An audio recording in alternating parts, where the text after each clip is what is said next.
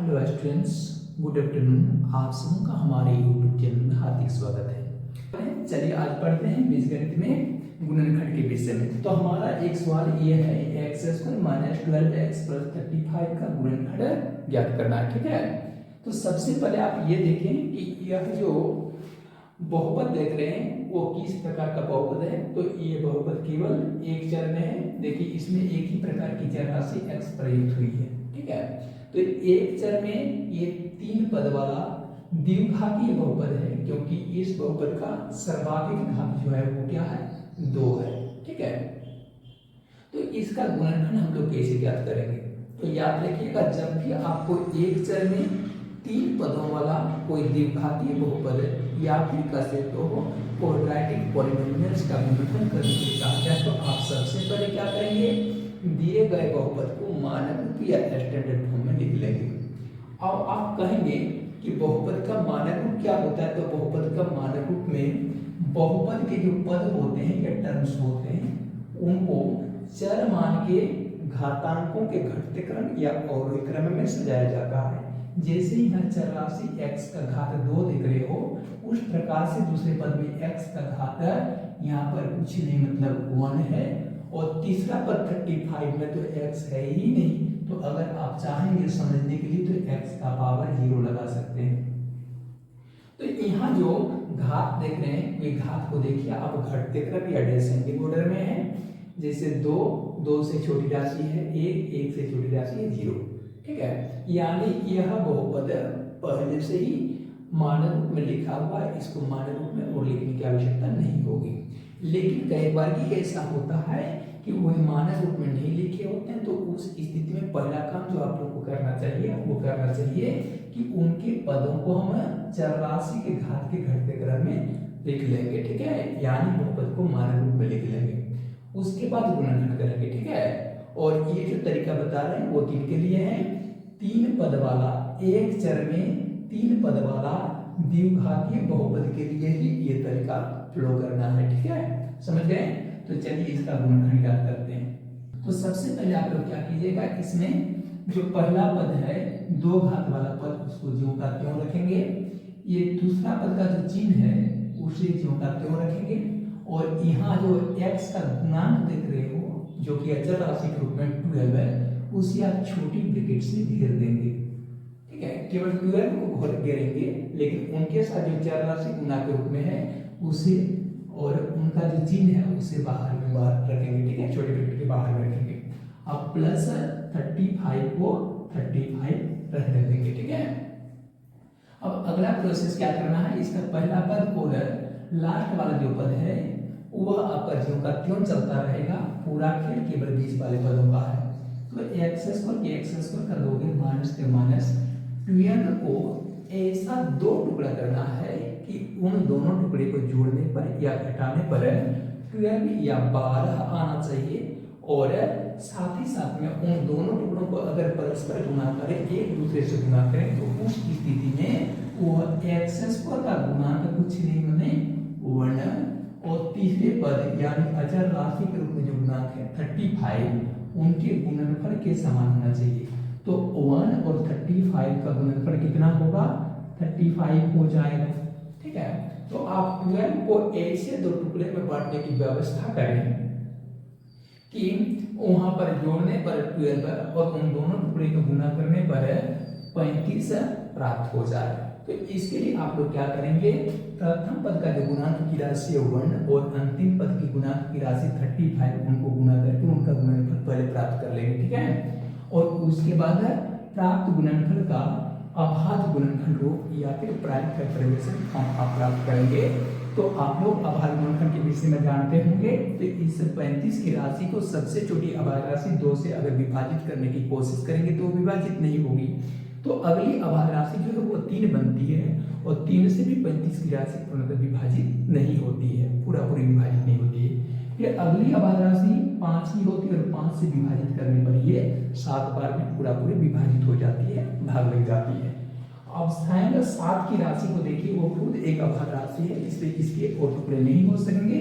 फिर भी आप लोग चाहेंगे तो 7 से उसको टुकड़ा करके आप ऐसा लिख सकते हो 5 × 7 × 1 लिख सकते हो। तो क्या देखें, प्रथम पद का गुणांक 1 और अंतिम पद का गुणांक 35 का जो गुणनफल प्राप्त हुआ 35, उसका अभाज्य गुणनफल रूप हम लोग प्राप्त कर लिए। ठीक है, अब इस अभाज्य गुणनफल के रूप में जो भी संख्याएं प्राप्त होगी, जितनी भी संख्याएं प्राप्त होगी, उनको दो ग्रुप में बांटिए, दो समूह में बांटिए, और वे समूह कुछ इस तरह से होने चाहिए कि उनको जोड़ने अथवा फिर घटाने पर हमें यहाँ पर बीच वाले पद का जो गुणांक है 12, अभी आप माइनस को भूल जाए, माइनस को भूल जाइए, नंबर पर ध्यान दें, तो जोड़ने या घटाने पर 12 आना चाहिए, और उन दोनों टुकड़ों को गुणा करने पर 35 या 35 के बराबर होना चाहिए। तो चलिए ये प्रक्रिया कुछ यहाँ समझते हैं। यहाँ पर देखोगे, यदि हम ऐसा कर लेते हैं कि पहला ग्रुप में 5 और 7 दोनों को ले लेते हैं और दूसरा ग्रुप में केवल 1 को रखते हैं, तो मन ही मन में आप सोच लीजिए कि 5 गुना 7 करोगे कितना हो जाएगा, 35। ठीक है, और यहाँ 1 हो जाएगा। ठीक है, तो ध्यान दोगे, दो ग्रुप तैयार हो गया, एक 35 और दूसरे 1 के रूप में। यदि हम इन्हें जोड़ने जाते हैं तो 35 और 1 36 हो जाता है, लेकिन हमें यहाँ पर 36 नहीं करने हैं, हमें 12 करेंगे। अब आप कहेंगे 35 जोड़ 1 कर देने पर 36 हो जा रहा है, जो कि यहाँ पर 12 के समान नहीं है, परंतु गुना करने पर तो 35 के 35 हो जाएगा। तो देखिए, दोनों शर्तों का पालन होना चाहिए, जोड़ने या घटाने पर आना चाहिए 12 और गुना करने पर होना चाहिए 35। तो इसमें एक शर्त का पालन हो रहा है कि गुना करने पर 35 हो रहा है, लेकिन जोड़ने या घटाने पर 36 प्राप्त 12 प्राप्त नहीं हो रहा है, जोड़ने पर हो रहा है 35 और 36, और घटाने पर हो जाएगा 35 नहीं घटा दोगे तो कितना, 34।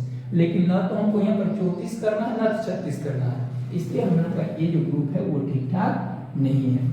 तो आप इस ग्रुप को नहीं अपनाएंगे तो क्या करेंगे, एक दूसरे का संभावित ग्रुप की तलाश करेंगे, और दूसरे संभावित ग्रुप में आप करेंगे क्या कि 7 और 1 को एक ग्रुप में रख देंगे और दूसरे ग्रुप में केवल 5 को रखेंगे, लेकिन ग्रुप आपको 2 को ही तैयार करने हैं, 3 ग्रुप तैयार नहीं करने हैं। तो यहाँ पर हो जाएगा 5 के 5 और 7 गुना 1 कर दोगे 7। ठीक है, आप थोड़ा इस ग्रुप में सोच विचार कर लेते हैं। तो यदि 5 और 7 के ग्रुप में अगर तैयार करते हैं तो 5 में अगर 7 जोड़ देते हैं तो कितना हो जाता है, 12 या 12 हो जाता है, और गुणा करते हैं तो 5 गुना 7 कितना हो जाता है, 35 हो जाता है।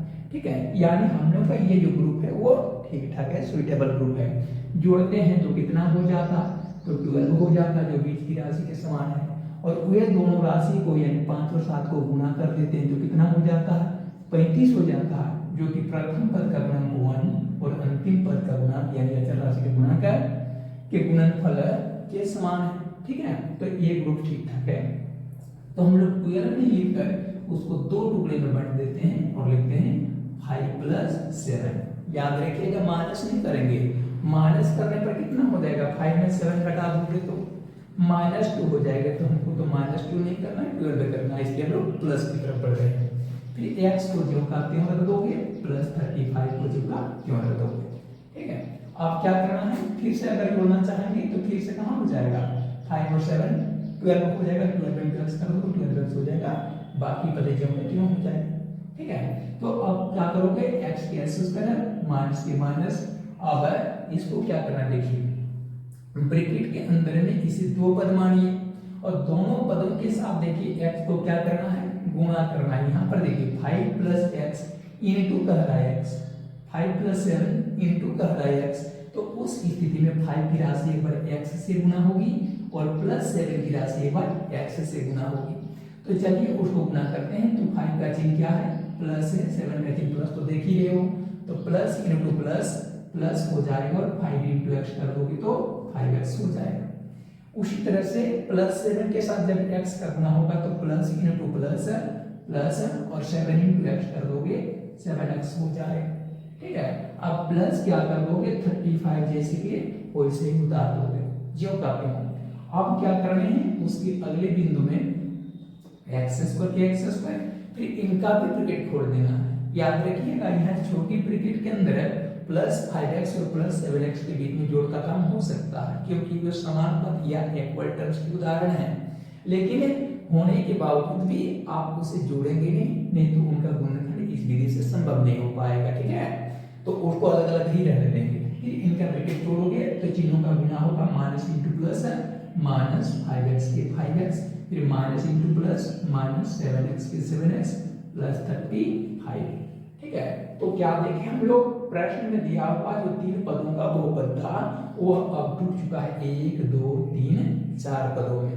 हालांकि ये बीच वाले दोनों पद आपस में जुड़कर फिर से छोटा हो सकता है, लेकिन हम लोग उसको छोटा नहीं करेंगे। ठीक है, 4 पदों के व्यंजक में प्राप्त कर लिए।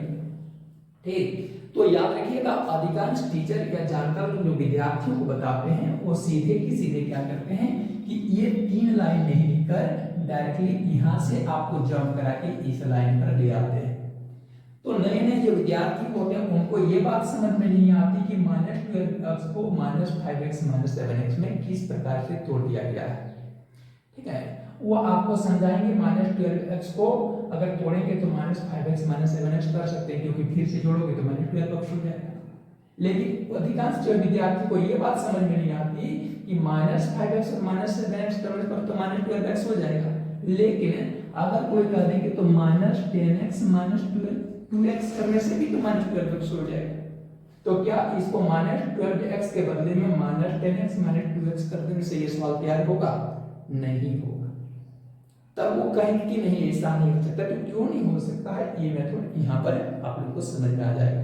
तो यहाँ पर भूलकर भी आप लोग -12 के जगह पर -10x -2x इस सवाल पर नहीं रख सकेंगे, नहीं तो उनका गुणनखंड पॉसिबल नहीं हो पाएगा। ठीक है, ऐसे कर लीजिएगा। अब क्या करना है, इसका पहला पद और दूसरा पद में कॉमन लेने हैं और तीसरा चौथा पद में कॉमन लेने हैं। ठीक है, तो कॉमन कैसे लिया जाता है, तो बहुत सारे विद्यार्थी इसके बारे में भ्रमित रहते हैं, कन्फ्यूजन में रहते हैं। तो क्या करना है कॉमन लेने में, तो कॉमन लेने में सबसे पहले आप लोगों को जानना चाहिए एचसीएफ या आपके महत्तम समापवर्तक या हाईएस्ट कॉमन फैक्टर। तो एक्स स्क्वायर का देखिए गुणांक कुछ नहीं मतलब 1 है, 5x का गुणांक 5 है, माइनस प्लस भूल जाइए अभी, और 7x का देख रहे हैं यहाँ पर 7 और यहाँ पर 35 है। तो पहले 1 और 5 का एचसीएफ निकालें। तो 1 और 5 का जब एचसीएफ निकालने जाते हैं यहाँ पर तो क्या निकलता है, 1 निकलता है लास्ट वाला भाग। तो इसका मौसम हो गया 1। अब देखो एक्स स्क्वायर और x का मौसम क्या निकलेगा, तो एक्स स्क्वायर और x में जब मौसम निकालने जाओगे तो x से x स्क्वायर की राशि को डिवाइड किया जाएगा, तो x का पहला x बाद में x स्क्वायर हो जाएगा और इस तरह से लास्ट का वैल्यू हो गया x। तो यहाँ पर x को कॉमन लिया जा सकेगा और ये 1 और 5 का कॉमन 1 और x स्क्वायर x का कॉमन x, ये गुना जब हो जाएंगे तो 1 into x हो जाएगा। यानी आप इसमें 1x या x को कॉमन ले लेंगे। ठीक है, अब 1x को अगर कॉमन ले लें तो बीच में क्या बचेगा या ब्रैकेट के अंदर क्या रहेगा, तो इसके लिए भी आप बिल्कुल चिंता न करें, क्या बचेगा वो आप लोग को समझ में आ जाएगा। ये भी आप क्या करें, जो राशि कॉमन लिए हैं उससे इस पद को विभाजित करें, यानी इस स्क्वायर को विभाजित कर दें कितने से, या भाग लगा दें जो कॉमन लिए हो 1x से। तो यहाँ नीचे का एक x और ऊपर का एक x की राशि कट जाएगी और 1 की राशि कट जाएगी, तो कितना बचेगा x/1 या x बचेगा। तो यहाँ पर अंदर में क्या करोगे x लिख लो। अब देखिए इसका दूसरा पद कौन सा है, दूसरा पद है -5x, उसको भी डिवाइड करना है कितने से, जो कॉमन लिए हो 1x कॉमन लिए हो तो 1x से, या फिर 1x को x भी कर सकते हो। अब x की राशि कट जाएगी तो -5/1 यानी -5 होगा, यहाँ पर -5/2। ठीक है, तो ये ढंग से पहला और दूसरा पद का यहाँ पर क्या हो गया, गुणनखंड हो गया। अब तीसरे और चौथे पद की बारी है, तो सबसे पहले आप 7 और 35 के एचसीएफ निकालेंगे, जैसे कि अभी निकाले थे 1 और 5 का। तो 7 और 35 के एचसीएफ निकालोगे कितना हो जाएगा, 7 हो जाएगा। करके भी देख सकते हो 7 और 35 का महत्तम समापवर्तक निकालोगे तो लास्ट वाला भाग कितना आता है, 7 लिख लो। ठीक है, अब प्रश्न आता है कि हम 7 को प्लस में लें कि माइनस में लें, तो यह डिपेंड करता है यहाँ के चिन्हों पर। ठीक है, तो यदि आप मान के चलिए थोड़ा समय के लिए +7 को भी कॉमन ले लें, थोड़ा समय के लिए मान लेते हैं, तो उस स्थिति में यहाँ का जो पद है -7x उसे डिवाइड करना पड़ेगा +7 से और एक बार में, तो क्या बचेगा यहाँ पर -1 into x यानी -x/1, यानी बट्टा 1 नहीं लिखने से भी होगा तो ब्रैकेट के अंदर हमें माइनस एक्स लिखना पड़ेगा, यानी इस जगह पर माइनस एक्स हो जाएगा। और सेकंड वाले पद में क्या होगा, तो सेकंड वाला पद है प्लस 35, उसको भी डिवाइड करना पड़ेगा कितने से, प्लस 7 से, क्योंकि प्लस 7 को कॉमन ले रहे हो तो 7 का पहाड़ा देखोगे 5 बार कट जाएगा, यानी प्लस 5/1 यानी 5 प्लस 5, तो यहाँ पर प्लस 5 आ जाएगा। तो उस स्थिति में क्या होगा, थोड़ा देखिए कि पहला पद में छोटी ब्रैकेट के अंदर जो व्यंजक था x माइनस 5 और दूसरे व्यंजक में देख रहे हो माइनस एक्स प्लस 5, उनमें नंबर तो ठीक था लेकिन उनके चिन्हों में देखिए गड़बड़ी पैदा हो गई है। यहाँ 5 का चिन्ह माइनस में, यहाँ 5 का चिन्ह प्लस में, यहाँ x का चिन्ह कुछ नहीं मतलब प्लस में, यहाँ x का चिन्ह माइनस में आ गया। तो चिन्ह संबंधी ये गड़बड़ी जो पैदा हो गई वो किस वजह से हो गई, क्योंकि हमने यहाँ पर प्लस का चिन्ह दे दिया थ्रो कॉमन, तो इस जगह पर गड़बड़ी हो रही थी, चिन्ह संबंधी गड़बड़ी, दोनों पदों में गड़बड़ी हो रहा था। तो उस स्थिति में यहाँ पर प्लस नहीं माइनस की राशि को कॉमन ले ले, यानी -7 को कॉमन ले ले, तो 7 और 35 का कॉमन हो गया 7। अब प्रश्न उठता है कि x का कॉमन कैसे लें, तो यहाँ पर x का घातांक कुछ नहीं मतलब 1 है, तो x का घात 1, और यहाँ पर x नहीं है तो आप समझने के लिए x का पावर 0 कर सकते हो, क्योंकि घातांक करने में आप जानते हैं कि शून्य को छोड़कर बाकी किसी भी संख्या का घात शून्य का मतलब 1 होता है, ठीक है। तो यहाँ 35 into 1 लिख सकते हो या 35 x का पावर 0 लिख सकते हो। तो 35 x का पावर 0, तो x का पावर 0 और x का पावर 1 में से छोटी राशि x का पावर 0 होता है, उससे इसको डिवाइड करना है। x का पावर 0 का मतलब है 1 से x को डिवाइड करोगे तो x बाद में लग जाएगा, और यहाँ पर LCM के रूप में 1 प्राप्त होगा, और 7 into 1 कर दोगे तो 7 हो जाएगा। इस वजह से यहाँ पर x नहीं हो सकेगा, तो कॉमन हो जाएगा -7, तो -7 कॉमन ले लीजिएगा, तो इस जगह पर क्या आ जाएगा +7 आएगा, और इस जगह पर +7 के बदले में क्या आ जाएगा -7। इसे आप लोग डिवाइड करके भी देख सकते हैं, ठीक है। जैसे यहाँ पर राशि था -7x, इसको डिवाइड करोगे -7 से तो -7 कट जाएगा, माइनस की राशि कट जाएगी, तो यहाँ पर x/1 माने +x बचेगा, जो कि यहाँ लिखा गया है प्लस। सेकंड नंबर का होता है +35, उसको डिवाइड करोगे -7 से तो 7 5 35 हो जाएगा, और यहाँ पर -5 हो जाएगा, तो यहाँ हो जाएगा, ठीक है। अब देखिए पूरा का पूरा व्यंजक दो पदों में बढ़ चुका है, एक पद का विस्तार यहाँ तक है, दूसरा पद का विस्तार यहाँ पर है। दोनों पद में आप क्या देख रहे हो, x -5 की राशि जो है वो कॉमन है, ठीक है। तो उस स्थिति में x -5 है ना, उसको कॉमन ले लीजिएगा जब, तो यहाँ पर पहला पद में क्या बचेगा, ये 1x, यानी 1x को आप x कर सकते हो, x बचेगा तो उसे दूसरे छोटे ब्रैकेट के अंदर रखना है, और यहाँ जो माइनस है वो माइनस दे दीजिएगा, और x -5 जो दूसरा पद है उसको कॉमन ले लीजिएगा, तो दूसरा पद में क्या बचेगा -7 बचेगा। और इस तरह से फाइनली आपको x पर -12x + 35 हम x का पावर 0 समझाने के लिए लिखे थे, उनका गुणनखंड आपको x -5 × x -7 के रूप में प्राप्त हो गया।